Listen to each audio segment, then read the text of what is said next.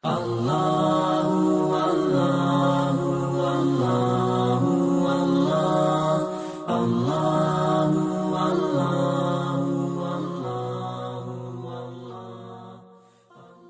لله وحده والصلاة والسلام على رسول الله وعلى آله وصحبه أجمعين ومن تبعهم بإحسان إلى يوم الدين. أما بعد فأعوذ بالله من الشيطان الرجيم. إن الذين آمنوا یقیناً وہ لوگ جو ایمان لائے، والذین هادوا اور وہ لوگ جو یہودی ہوئے، والنصارى والصابئین اور نصارى اور صابئین، من آمن باللہ والیوم الآخر جو ایمان لایا ان میں سے اللہ تعالیٰ پر اور آخری دن پر، وعمل صالحا اور عمل کیا اس نے نیک، فلہم اجرہم عند ربہم تو ان کے لیے ان کا بدلہ ہوگا ان کے رب کے پاس، ولا خوف علیہم ولا هم یحزنون اور نہ ہوگا کوئی خوف ان پر اور نہ وہ غم زدہ ہوں گے۔ یہ آیت خطاب اول کا تتمہ ہے۔ ہم نے بتایا تھا کہ سورہ بقرہ میں اللہ تعالیٰ نے بنی اسرائیل سے مختلف خطابات فرمائے ہیں، اور ہر خطاب میں مختلف موضوعات ہیں۔ اس خطاب میں ہم نے بتایا تھا کہ 8 انعامات کا ذکر ہے اللہ تعالیٰ نے جو کہ بنی اسرائیل پر خاص انعامات کیے، اور اسی کے ضمن میں 2 عذابوں کا ذکر ہے۔ تو یہ 8 انعامات اور 2 عذابوں کا ذکر پچھلی آیات میں گزر گیا۔ اس آیت میں اس خطاب کے تتمہ کا ذکر ہے، اور اس میں ایمان اور عمل صالحہ کی ترغیب ہے اہل کتاب کو اور بے دین لوگوں کو، کہ قرآن کے نزول کے بعد پچھلی آسمانی کتب اور ادیان تمام منسوخ ہو چکے ہیں، اس لیے اسلام قبول کر کے جہنم سے نجات پالو اور جنت کو حاصل کر لو۔ ماقبل سے اس کا ربط یہ ہے کہ پچھلی آیات میں یہود کے گناہوں اور ان کے عذابوں کا ذکر ہوا، تو اب اس آیت میں گناہوں کی معافی اور عذاب سے نجات کا ذکر ہے، اور اس کی طرف ترغیب ہے کہ ایمان قبول کر لو۔ تو یہود موسیٰ علیہ السلام کی طرف اور نصارہ جو ہیں وہ عیسیٰ علیہ السلام کی طرف اپنی نسبت کرتے تھے، اور اپنے گناہوں کے باوجود انبیاء کی طرف اپنی نسبت پر فخر کرتے تھے، اور اسی کو اپنی نجات کا ذریعہ سمجھتے تھے، کہ صرف نسبت کو، کہ نبی کی طرف ہماری نسبت ہے۔ تو اس آیت میں ان کے اس باطل عقیدے کی تردید ہے کہ دیکھو، فقط نیک لوگوں کی طرف نسبت کافی نہیں ہوتی، بلکہ نجات کے لیے ایمان اور عمل صالحہ ضروری ہوتے ہیں۔ یہی اس آیت کا خلاصہ ہے، اس کا پیغام ہے اور اس کا نچوڑ ہے۔ ان الذین آمنوا، اس کے بارے میں مفسرین کے 2 اقوال ہیں۔ ایک یہ کہ اس سے مراد منافقین ہیں جو کہ صرف ایمان کا دعویٰ کرتے تھے اور اسی کو کافی سمجھتے تھے منافقین۔ دوسرا قول یہ ہے کہ اس سے مراد صحیح مومنین ہیں۔ تو 2 توجیہات ہیں ان الذین آمنوا کے بارے میں۔ والذین ہادو کے بھی مفسرین نے 2 معنی بیان کیے ہیں۔ ایک معنی یہ ہے کہ اس سے مراد ہے توبہ کرنا، اور اس سے مراد وہ یہودی ہیں جنہوں نے بچڑے کی عبادت سے توبہ کر لی تھی۔ اور دوسرا معنی والذین ہادو کا ہے کہ یہ ہادہ بمعنی تہودہ ہے، یعنی وہ لوگ جنہوں نے یہودیت اختیار کی ہے، اور اس میں ان کی نسبت ان کے ایک دادا یہوذا ابن یعقوب علیہ السلام کی طرف ہے۔ یہوذا، پھر مرور زمانہ کے ساتھ زال جو ہے دال سے بدل گیا، تو یہ یہودا ہو گیا، پھر یہودا سے یہود ہو گیا۔ النصارى، نصارہ یہ نصرانی کی جمع ہے، اور یہ منسوب ہے نصران یا ناصرہ کی طرف۔ یہ فلسطین کا ایک علاقہ ہے، بیت المقدس سے شمال کی طرف تقریباً 70 میل کے فاصلے پر ہے۔ اس علاقے میں عیسیٰ علیہ السلام کی پیدائش ہوئی، اور آپ وہیں رہے، آپ نے وہیں زندگی گزاری، اس لیے جو بھی عیسیٰ علیہ السلام کی تابعداری کرتا تھا تو اسے نصرانی کہا جاتا تھا۔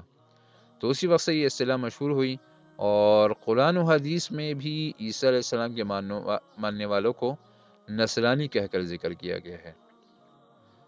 تو قرآن کی اصطلاح نصرانی ہے ان کے لیے، عیسیٰ علیہ السلام کے ماننے والوں کے لیے، تو اس لیے انہیں عیسائی اور مسیح کہنے کے بجائے نصرانی کہنا چاہیے، کیونکہ یہی قرآن اور حدیث کا طریقہ ہے کہ انہیں نصرانی کہا جاتا ہے۔ عیسائی یا مسیحی کہنا اس لیے بھی درست نہیں کیونکہ وہ عیسیٰ علیہ السلام کی پیروی کو اب چھوڑ چکے ہیں، تو عیسیٰ علیہ السلام کی طرف ان کو منسوب نہیں کرنا چاہیے۔ یہاں پہ مفسرین نے ایک سوال ذکر کیا ہے کہ دیکھیں یہاں پہ فرمایا والذین ہادوا والنصارى، وہ لوگ جو یہودی ہوئے اور نصارہ. تو یہودیوں کے لیے فرمایا والذین ہادوا اور نصارہ کے لیے صرف نصارہ فرمایا.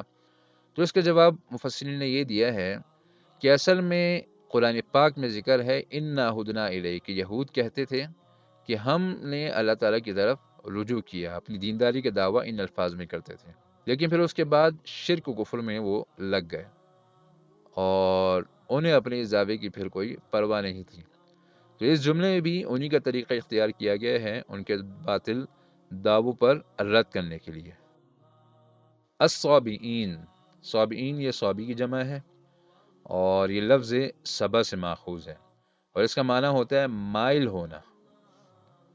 تو عرف میں صابی اسے کہتے ہیں جو ایک دین سے دوسری دین کی طرف مائل ہو جائے، صابی. یہی وجہ ہے کہ جب ابتدائی اسلام میں صحابہ کرام رضی اللہ عنہم اجمعین نے چند لوگوں نے محمد صلی اللہ علیہ وسلم کے دین کو قبول کیا تو مشرکین نے مکہ نے ان کے مخالفین نے انہیں صابی کہنا شروع کر دیا کہ یہ وہ لوگ ہیں جنہوں نے اپنے آبا کے دین کو چھوڑ کر دین محمدی صلی اللہ علیہ وسلم کو اختیار کر لیا ہے. تو صابی کہتے ہیں مائل ہونے والے کو.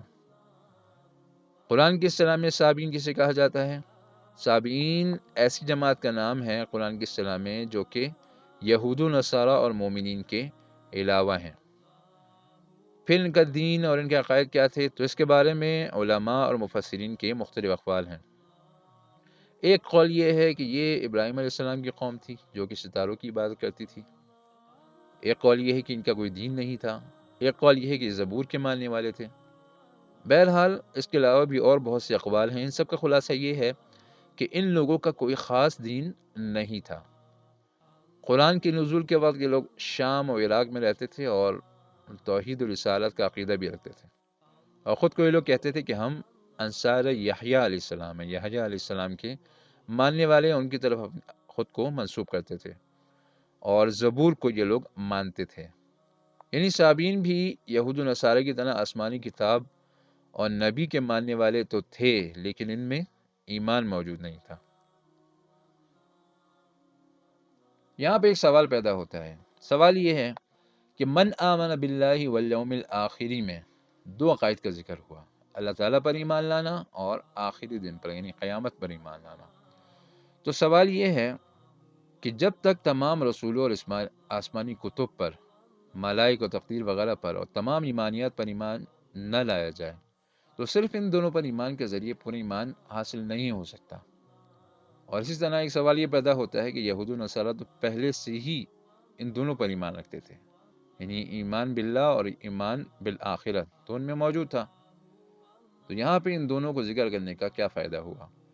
تو اس کا جواب یہ ہے کہ اصل میں یہاں ایمانیات میں سے عنوان کے طور پر صرف دو کا ذکر ہے، ایمان باللہ اور ایمان بالآخرہ، لیکن مراد اس سے ایمان شرعی ہے جس میں اسلام کے تمام عقائد اور تمام ایمانیات آتے ہیں اور وہ ضروری ہوتے ہیں ایمان کے لیے. تو اس کا جواب ہے وَلَا خَوْفٌ عَلَيْهِمْ وَلَا هُمْ يَحْزَنُونَ.